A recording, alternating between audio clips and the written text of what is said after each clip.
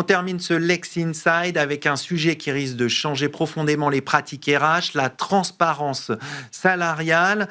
En effet, avec la nouvelle directive, les obligations se renforcent et les risques de contentieux pourraient exploser. Pour en parler, j'ai le plaisir de recevoir Sophie Dechaumet, avocate associée chez Winston & Strawn. Sophie Dechaumet, bonjour. Bonjour Arnaud. On va parler ensemble de la directive sur la transparence salariale et de ses conséquences sur les RH. Mais tout d'abord, un mot sur cette directive. Pouvez-vous nous présenter son contenu ? Avec plaisir. La directive européenne du 10 mai 2023, elle a un objectif très simple, c'est réduire les écarts de rémunération entre les femmes et les hommes. Parce que malgré un cadre juridique existant et solide, ce n'est pas un principe nouveau, notamment en France, à la sortie de la crise sanitaire, l'Union européenne a fait le constat qu'il existait un écart moyen de rémunération de 13% en Europe, et parfois beaucoup plus dans certains pays. La France notamment, on est relativement mauvais élève, puisqu'on atteignait 22%. Et donc, ça montre vraiment qu'il y a, même si le principe existe, il y a des réelles difficultés d'application. Et en réalité, l'idée de ce texte, c'est vraiment de transformer un principe qui est encore abstrait en un mécanisme véritablement opposable et sanctionnable. Pour le rendre concret dans les entreprises. Absolument, absolument. Et donc, l'entreprise a plusieurs obligations et à tous les niveaux de l'exécution du contrat de travail. Donc, concrètement, en premier lieu, très en amont, au niveau du recrutement, dans l'offre d'emploi. D'accord. Dorénavant, l'entreprise doit communiquer la fourchette de rémunération avec un minimum et un maximum. Et par ailleurs, elle ne doit pas demander au candidat sa rémunération précédente et antérieure, ce qui est pourtant une pratique très courante, notamment en France. Ça, c'est extrêmement important parce que ça Absolument. va changer les choses. Absolument. Par ailleurs, en second lieu, pendant la relation de travail, le salarié pourra obtenir la communication des critères objectifs qui sont utilisés pour définir la rémunération. Donc ça, c'est pareil, un changement majeur. Il pourra également obtenir le salaire moyen de la catégorie de travailleurs à laquelle il appartient, puisque en réalité, on va se poser la question de la moyenne de ses collègues qui effectuent un travail de même valeur. Le travail de même valeur est vraiment une notion importante, ventilée par sexe évidemment, et également les règles de progression salariale. Parce qu'évidemment, s'il y a des écarts importants pour un même type de poste, le salarié pourra revendiquer un alignement sur les mêmes salariés. Absolument. Et enfin, on a au niveau reporting, vous savez, l'index égalité qui va être renforcé, beaucoup plus durci avec 7 indicateurs. Et vous avez également une obligation de correction. C'est-à-dire que si il y a un écart significatif de plus de 5% qui subsiste et qu'on n'arrive pas à le justifier par des critères objectifs, à ce moment-là, l'employeur doit conduire une analyse conjointe avec le CSE. Donc là, on fait rentrer les IRP et ils doivent mettre en œuvre des mesures correctrices. Donc il y a vraiment un changement majeur. Ça veut dire quoi concrètement ? Ça veut dire trouver un certain nombre d'éléments qui vont pouvoir réduire, avec des critères toujours objectifs, vérifiables. Réduire les écarts. Exactement, réduire les écarts. On va s'intéresser aux impacts. On voit que les obligations sont importantes. Quels sont les impacts dans les entreprises de cette réforme avec ce texte ? Alors, ils sont nombreux. Moi, je dirais il y aura des impacts organisationnels, il va y avoir des impacts financiers très lourds et des impacts culturels. Premièrement, les impacts organisationnels, il faut bien avoir en tête qu'il faut construire en urgence ces fameuses catégories de travailleurs. Pourquoi c'est important ? C'est important parce que, en fait, c'est elles qui vont servir de cadre de comparaison des rémunérations. Et donc, on a un travail absolument, c'est un chantier colossal sur lequel nous, on travaille avec nos clients maintenant depuis de nombreux mois.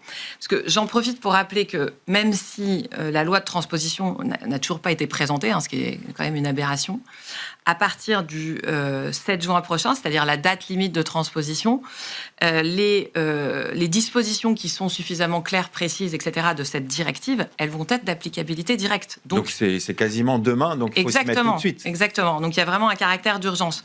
Ensuite, sur les impacts financiers, il va falloir régulariser les écarts.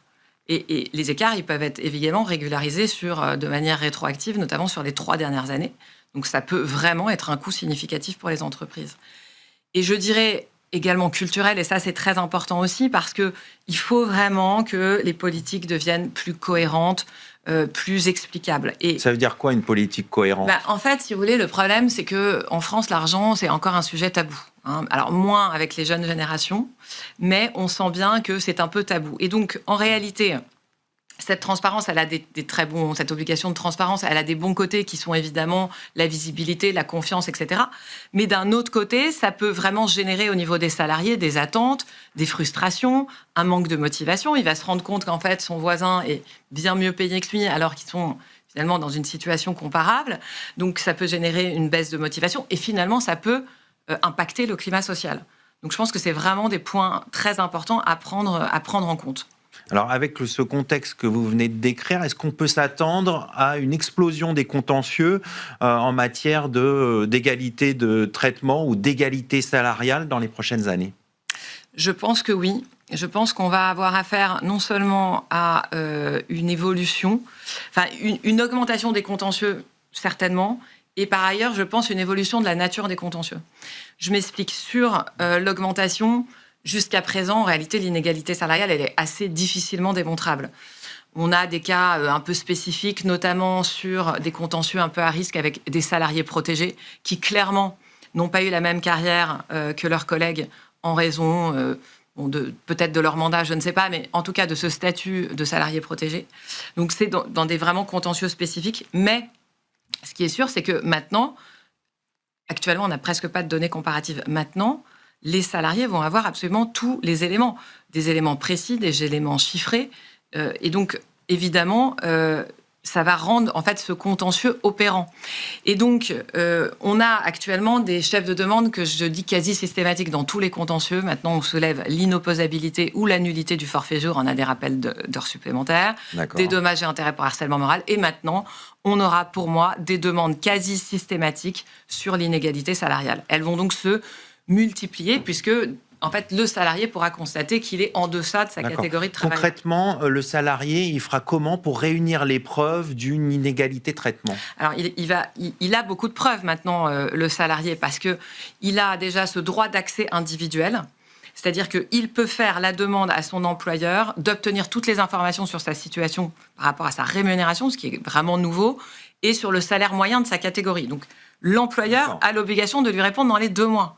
Vous imaginez dans les groupes, vous avez des milliers de salariés, si tous les salariés... Il va falloir gérer toutes ces demandes. Ah bah oui, parce qu'effectivement, on peut avoir un nombre de demandes significatif. Le deuxième levier, c'est la transparence interne qui va être obligatoire. Donc, en réalité, ça va rendre visibles les critères objectifs qui ont été utilisés pour déterminer les rémunérations, également tout ce qui est progression salariale. Enfin, on a le cadre probatoire, parce que le principe, c'est quoi ? C'est que le salarié, il doit apporter des éléments qui laissent supposer une inégalité.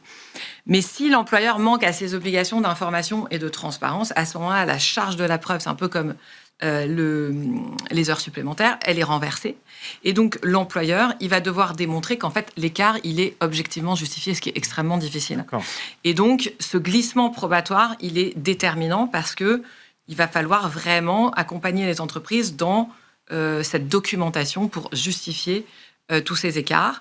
Et puis aussi, on a toujours, on l'a déjà, c'est un outil qu'on utilise, mais les injonctions de communiquer. C'est-à-dire, dans le cadre du débat judiciaire, vous pouvez tout à fait demander au juge prud'homal d'ordonner la communication d'un certain nombre d'éléments, les bulletins de paie, les contrats de travail, les avenants, etc. On va conclure là-dessus. Merci Sophie de Chaumet. Je rappelle que vous êtes avocate associée chez Winston & Strawn. Merci beaucoup Arnaud. C'est la fin de cette émission. Merci de votre fidélité. Restez curieux et informés. À demain sur Be Smart for Change.